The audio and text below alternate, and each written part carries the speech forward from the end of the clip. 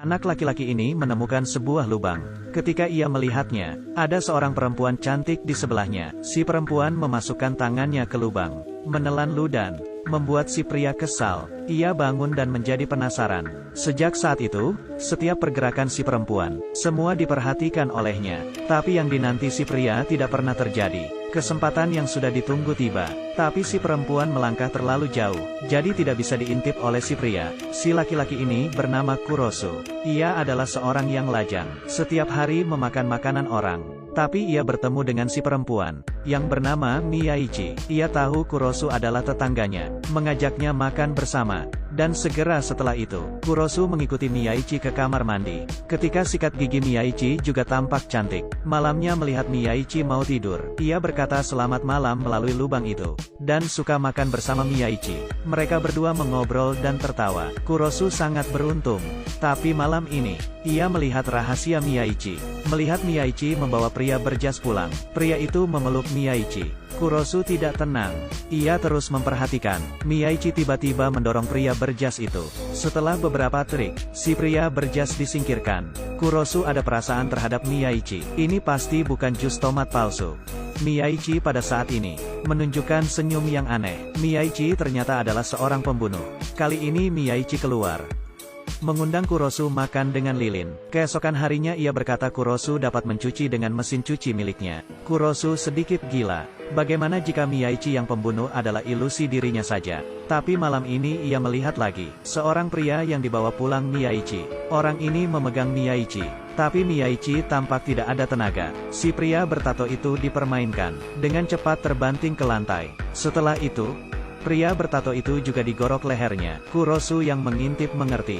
Miyaichi si pembunuh bukanlah ilusi. Ia ketakutan sampai ia berteriak. Miyaichi mendengarnya. Tapi Kurosu sedikit lagi nyaris terbunuh. Ia ketakutan dan bersiap akan apa yang terjadi jika Kurosu berteriak. Ia kemudian kabur. Miyaichi seperti hantu. Tangannya memegang silet. Kurosu lari ke atas. Sampai ke atap, Miyaichi mengacungkan silet. Kurosu berkata ia sudah suka pada Miyaichi. Ternyata, Kurosu adalah pecundang yang mencoba hidup mandiri. Tapi ia gagal. Melihat ada lubang di dinding, ia mendapat harapan hidup. Tapi silet itu hanya berjarak tipis dari leher Kurosu. Setelah itu, Miyaichi juga suka padanya, karena Kurosu berkata, aku ingin berkencan denganmu. Tidak terpikir, Miyaichi akan setuju. Kemudian menjilat lukanya. Kurosu ingin mencium, tapi diperingati Miyaichi. Jika tidak berhenti aku akan membunuhmu. Mereka berdua dengan ini pacaran. Kurosu ingin menutup lubangnya. Miyaichi merasa hal ini sangat menarik. Kekuatan cinta itu hebat. Kurosu mulai berolahraga. Malamnya ngobrol dengan Miyaichi. Tapi Miyaichi adalah seorang pembunuh. Tidak henti membunuh orang. Jika Kurosu melihatnya, ia tidak berniat berhenti. Hari ini, tetangga di bawah juga dibunuh. Kemudian, segerombol orang datang ke Miyaichi untuk membersih hak TKP. Si pemimpin bernama Rena. Ia butuh mayat segar, dan menghasilkan keuntungan timbal balik dengan Miyaichi. Kurosu tidak mengerti, kenapa keluarga baik yang memberi makan kucing liar harus dibunuh. Rena membawanya ke kamar si tetangga. Melihat banyat mayat kucing. Kucing itu dibedah. Ada berbagai peralatan. Ternyata Miyaichi membunuhi para penjahat. Kurosu masih berharap Miyaichi dapat berhenti membunuh orang. Tapi Miyaichi tidak mendengarkan. Tidak mempengaruhi perasaan Kurosu kepada Miyaichi. Tapi Miyaichi sedikit berubah. Karena kerja keras Kurosu, ia tidak melukai tetangganya. Miyaichi bisa saja membuat dirinya ketahuan. Kemudian, ada organisasi yang tertarik dengan kemampuan Miyaichi, ingin merekrutnya. Tapi Miyaichi tidak suka mereka. Kurosu diminta untuk membujuk Miyaichi. Kurosu tidak mau sama sekali. Mukanya dilukai. Miyaichi akan membalas perbuatan mereka. Tapi dihentikan Kurosu. Ia tidak mau Miyaichi terus menjadi pembunuh. Ia takut Miyaichi akan terluka. Tapi Miyaichi berkata, ia tidak mungkin berhenti membunuh orang. Mereka berdua putus. Malamnya Kurosu melihat Miyaichi membawa orang lagi. Tapi kali ini ia menangis. Kurosu kaget. Saat Miyaichi hilang, ia lari, mencari organisasi itu, dan menyuruh mereka berhenti membunuh orang.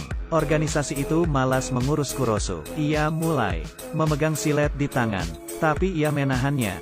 Melihat ia akan dibunuh, sekaleng gas bius dilempar. Semua tidak bisa bergerak. Ternyata Miyaichi masuk. Ia mengambil silet Kurosu, memegang 2 silet, mulai membunuhi para anggota geng. Terakhir ia mencium Kurosu. Tiba-tiba, ia menusuk perut Kurosu. Tapi Kurosu berkata ia sangat bahagia. Mereka berdua berkata aku sayang padamu. Kemudian mata Kurosu menjadi kabur. Tapi ia tidak mati. Miyaichi sudah tidak membunuh orang, karena ia ingin bersama dengan Xiaohei. Filmnya selesai. Ini adalah film dengan judul The Sept and Wolf Love. Film dengan rating R ini adalah film yang unik. Kupikir ini adalah film horor. Ternyata tidak. Aku tidak tahu sampai akhir. Film ini sangat jelek.